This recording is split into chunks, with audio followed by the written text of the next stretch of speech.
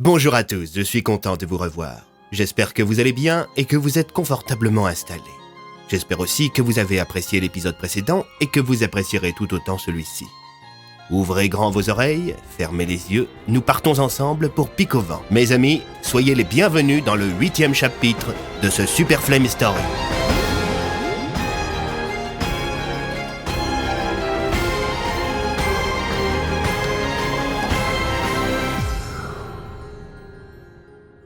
À Pic au vent, sous les coups de minuit, dans la petite maison d'Oswald, alors qu'Alias, Wooden, Bloom, Bennett et Funk faisaient de leur mieux pour se réchauffer, les deux prisonniers, Martial et Martin, déballaient tout, dans l'espoir que les policiers soient cléments avec eux. « C'est tout de la faute à Nicolas Boglov !» s'exclama Martial. « Ouais, c'est sûr! C'est Boglov qui a tout manigancé !» répondit Martin. Leur imprécision énervait quelque peu l'inspecteur Bloom. « Bon, écoutez, ça va faire 30 minutes que vous êtes en boucle, les frères du con. Vous tournez en rond, là. Nous, on veut du concret, du tangible, du détaillé. Si vous êtes capable de nous faire ça, peut-être qu'on évitera de vous tuer. »« Quoi ?» s'exclama Martial. « Vous allez nous tuer ? Mais vous n'avez pas le droit !» Lorsqu'il avait compris qu'il avait affaire à deux pétochards déserteurs, l'inspecteur avait eu l'idée de jouer le taré prêt à tout pour arriver à ses fins, ce qui faisait beaucoup rire le commissaire Tassier. Les deux policiers s'amusaient à surenchérir l'un sur l'autre. « Vous savez, les gars, on n'a plus rien à perdre, nous. On est désespérés, puis c'est le bordel dehors. On vise l'efficacité. » Ouais, de toute façon, Pic au vent, c'est tellement paumé qu'il n'y aura jamais personne pour enquêter sur votre disparition. D'ailleurs, Bloom, il me vient une idée. On pourrait les torturer façon Guantanamo, suggéra le commissaire Tassier en affichant une tête de psychopathe. Les deux jumeaux se regardèrent, apeurés. « Bon, il y a une semaine ou deux, Boglov il s'est mis à recevoir souvent de la visite. » Alias haussa son sourcil droit. « Impossible, il n'avait pas la possibilité de recevoir de la visite. Il était en quartier de haute sécurité. »« Je vous jure que c'est vrai !» s'exclama Martin. « Bref, poursuivez, » répondit Tassier. À partir du moment où Boglov recevait des visites, il s'est mis à avoir plein de passe-droits. Il pouvait sortir dehors, faire des promenades. Il avait même du rab à la cantine, ce salaud !» s'exclama Martial. « La ferme Martial, je raconte. Bref. Les gars qui lui rendaient des visites, c'était des flics, je crois. »« Des flics ?» demanda l'inspecteur. « Bah ouais, une fois quand on était en balade, il y avait une voiture de la police de Pic au vent pas loin. Et un flic, quand il a vu Boglov, il l'a salué, mode Jacqueline ma tête avec un sourire en coin, genre complice, vous voyez ?»« Ouais, je m'en souviens, » reprit Martial. « On aurait dit qu'ils étaient potes. Puis ça expliquerait pas mal les passe-droits. Genre petit mot glissé au directeur, si vous voyez qu'est-ce que je veux dire. »« Continuez, messieurs, vous m'intéressez, » déclara Tassier.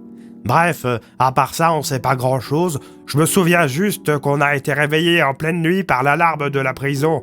Toutes nos cellules étaient ouvertes, les gardiens, ils étaient plus là. Avec mon frangin, on s'est rendu dans la cour, il y avait tous les prisonniers. Au milieu de la cour, il y avait Boglov. Et à ses pieds, il y avait le cadavre du directeur et des gardiens attachés et agenouillés. À ce moment, il a dit avec son gros accent russe « À partir de maintenant, vous êtes avec moi ou contre moi ?» Après ça, il a sorti de sous son manteau un livre, il a fait des trucs bizarres avec, et c'est là que... « Là que quoi ?» demanda Andrew. « Vous allez me prendre pour un débile, mais je vous jure que c'est vrai. Il a fait apparaître une sorte de monstre. Il lui a fait des caresses et lui a murmuré à l'oreille. Après ça, la créature s'est jetée sur les gardiens et les a réduits en charpie. C'était dégueulasse, on aurait dit qu'elle buvait leur sang. »« Eh bien, on sait maintenant d'où vient la mère faucheuse, » déclara Andrew. « Rien ni personne ne doit quitter Pic au vent, » murmura Oswald. « Ça a dû donner le ton, » poursuivit l'inspecteur. « Qu'est-ce que vous avez fait après ?»« On a profité de l'agitation qui régnait pour se casser avec un groupe de fuyards. On a pillé quelques boutiques parce qu'on crevait la dalle. Après, le deuxième jour, certains groupes se sont formés. Les uns voulaient faire régner la terreur au village, d'autres se fondre dans la masse. Mais le groupe qui était dirigé par Boglov... Qu'est-ce qu'il voulait faire, ce groupe ?» demanda Alias. « Bah, soit t'étais avec eux, soit t'étais contre eux. Et être contre eux, bah c'était être mort. Ils ont massacré tous les gens qu'ils croisaient. Et en plus, ils avaient ces espèces de monstres avec eux. Ils ont massacré tous les gens qu'ils croisaient. En plus, Boglov, il avait ces espèces de monstres avec lui. » « Et il voulait faire quoi, concrètement, Boglov ?» demanda l'inspecteur Bloom. « Bah, il voulait descendre sur Marmottin et faire un carnage. de ce qu'on a compris, hein. Un silence pesant s'installa, Rien ni personne ne doit quitter Picova. murmura Oswald. Et c'est là qu'Oswald est intervenu, déclara Bennett. Pourquoi il voulait aller à Marmottin? Demanda Tassier. Il disait que c'était là que tout allait commencer. Commencer ou finir? Interrogea l'inspecteur, Commencer, j'en suis sûr, déclara Martial. il disait sans cesse. C'est à Marmottin que tout prendra forme, c'est là-bas que ça va commencer. Qu'est-ce qui va se passer à Marmottin? S'énerva Bloom. On sait pas, Répondit Martin. mais il y a des délires de magie. Ainsi donc, reprit Bennett, Marmottin est aux yeux de Nicolas bien plus qu'un simple petit village de montagne. D'un coup, les yeux des deux jumeaux se mirent à dégager une sorte de lueur rougeâtre, ce qui interloqua grandement Oswald. Le vieil homme semblait ne plus tenir en place. Il faisait des mouvements de balancier avec son corps et secouait le bâton qu'il n'avait pas lâché depuis qu'il l'avait déterré. « Aïe aïe aïe, oh là là là là, oh oh !»« Oh oh !» s'exclama Rico en constatant la lueur et les réactions des jumeaux. « Qu'est-ce qui se passe, Andrew ?» demanda l'inspecteur Bloom. Je me doutais bien que pour savoir autant de choses, ces deux gus n'avaient pas fait cavalier seuls. Si vous pouviez expliciter, ça m'arrangerait. Demanda Alias en approchant la main de son arme, imité quelques secondes après par Wooden. Pour en savoir autant, ces gars ont forcément suivi Boglov. Non, non, c'est faux. Oh, ah, ah. S'exclama Martial en se tordant de douleur, tandis que l'intensité de la lueur dans ses yeux augmentait. Oswald bondit dans la direction des deux prisonniers et leur arracha leurs vêtements. Leurs torses présentaient de curieuses marques rouges qui scintillaient. « Andrew !» cria Rico. « Je sais !» s'exclama l'homme à l'étrange porte. « Messieurs, êtes-vous familiers avec le concept de bombe humaine ?»« Vous vous foutez de notre gueule, Bennett? s'exclama Tassier. « Pas le moins du monde. Vite, il faut sortir de la maison. Prenez votre matériel, ils vont exploser !» Ni une ni deux, Oswald alias Bennett, Tassier, Wooden, Fonk et Rico quittèrent la cabane du vieillard. « Courez! Courez aussi loin que vous pouvez !» hurla Andrew Bennett. S'ensuivit un grand boom. La maison d'Oswald avait été réduite en cendres, tandis que la porte indestructible d'Andrew avait jailli du sol pour protéger de l'onde de choc les pauvres infortunés. « Ma maison, ma maison, ma maison !» lança Oswald, les larmes aux yeux, tandis qu'il serrait fort son curieux bâton. « Nom de Dieu, mais c'était quoi ça ?» cria Tassier. « Des bombes humaines !» expliqua Rico. « Attendez, Andrew, vos putains de bouquins magiques peuvent faire exploser des gens ?» s'interloqua Bloom. « Les bouquins magiques peuvent tout !» précisa Bennett, tandis qu'il tentait d'ouvrir sa porte. En vain. « Il faut partir d'ici !» déclara Alias. « Boglov n'est pas con, il va se diriger vers l'explosion. » Le petit groupe se mit alors en marche. « Où allons-nous » demanda le lieutenant Fonk. « Il nous faut un abri » déclara le lieutenant-colonel Wooden. « Je suggère que nous tentions de rejoindre le centre-ville. Avec un peu de chance, on tombera sur des survivants. » déclara Tassier. « Ou dans la gueule du loup !» compléta l'inspecteur Bloom. « Dire que j'ai élevé cet homme comme si c'était mon fils !» soupira Andrew. « Tu pouvais pas savoir à l'époque !» déclara Rico. Andrew s'arrêta et se mit à fixer le ciel. Parfois, la nuit, je repense à ce petit garçon timide qui venait de perdre son papa. Je me revois lui proposer de venir avec moi, dans ma porte. Je me revois la main tendue vers cet enfant en pleurs. « Une main qu'il a fini par mordre, Andrew !» déclara Alias. J'aurais dû être plus vigilant. Tout est de ma faute. « Non, c'est la faute du bouquin qui a tué son père !» répondit Rico. Si j'étais arrivé plus tôt, son père serait encore en vie et jamais Nicolas Boglov n'aurait lu le moindre bouquin magique. Il ne serait qu'un homme parmi les hommes. Il aurait une petite vie tranquille, une femme et des gosses. Et pourtant, c'est devenu un monstre, répondit l'inspecteur. Un putain de monstre sanguinaire, immortel et obsédé par le pouvoir. Alors c'est le moment de se ressaisir, Bennett. Cet enfant chétif et émotif n'est plus. Il a été remplacé par un rebut de l'humanité. C'est pas en chialant sur le passé qu'on va bâtir l'avenir. Alors on se sort les doigts du cul et on va arrêter de se morfondre, ok Bennett ? Pendant ce temps, à Marmottin, alors que les premiers rayons du soleil se diffusaient dans le brouillard ambiant, tentant tant bien que mal de transpercer les nuages de neige qui flottaient au-dessus de la ville, les Marmottanais se découvraient coupés du monde. Ils n'avaient ni internet, ni téléphone, ni télévision. Un seul média fonctionnait, c'était Marmottin FM, qui pour l'instant se contentait de diffuser des chants de Noël.